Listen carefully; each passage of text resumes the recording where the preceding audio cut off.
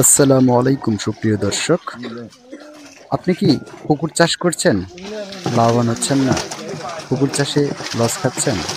তো একটি টেকনিক, একটি কৌশল অবলম্বন করলেই আপনি হবেন লাভবান। পুকুর চাষে লাভ করতে হলে অবশ্যই আপনাকে এই টেকনিকটি মানতে হবে, জানতে হবে। তো এ ধরনের পরামর্শমূলক ভিডিও পেতে অবশ্যই চ্যানেলটি সাবস্ক্রাইব করে রাখবেন, তাহলে সবার আগে ভিডিও দেখতে পাবেন।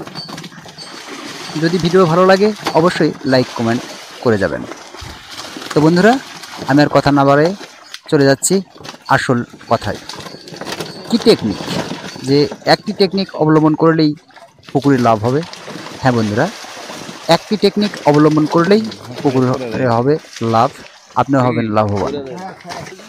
টেকনিকটা হচ্ছে, পুকুর চাষ যখন শুরু করবেন অবশ্যই পুকুরে আপনাকে সময় দিতে হবে।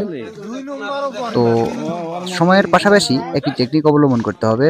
টেকনিকটা হচ্ছে, আপনাকে জানতে হবে পুকুরে কয় স্তরে মাছ চাষ হয়, খাবার খায়, থাকে। তো বন্ধুরা, একটি পুকুরে যে ধরনের মাছ থাকে, তিন স্তরের মাছ থাকে। হ্যাঁ বন্ধুরা, মাছ তিন স্তরে থাকে। কিছু মাছ থাকে পানির একেবারেই নিচে গভীরে, কিছু মাছ থাকে মাছ বরাবর, এবং কিছু পরিমাণ মাছ থাকে পানির উপরের স্তরে। তো আপনারা যারা মাছ চাষ করেন, যদি এই বিষয়টা অধিক জ্ঞান না রাখেন, তাহলে আপনি লাভ করতে পারবেন না। কারণ আপনি যদি একই স্তরের বেশি সংখ্যক মাছ দিয়ে দেন, মাছটা চাপে পড়বে, খাবার ভাগাভাগি করতে তাদের সমস্যা হবে, খাবারের সমস্যা হবে। তাই তো পুকুরে লাভ দেখতে পাবেন না। কারণ মাছের গ্রোথ যদি না হয়, তাহলে আপনি লাভ কোথায় পাবেন? তাই তো আপনাকে এই জ্ঞানটা অবশ্যই রাখতে হবে, কোন মাছ কোন স্তরে খাবার খায়, কোন স্তরে বসবাস করে।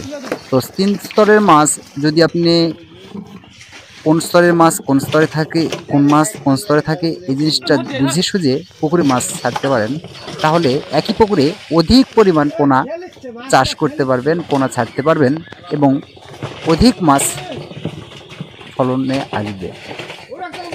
যদি আপনি যেমন একই ধরনের রুই মাছ যদি পুকুরে বেশি পরিমাণে দিয়ে থাকেন, তাহলে কিন্তু মাছের গ্রোথ আসবে।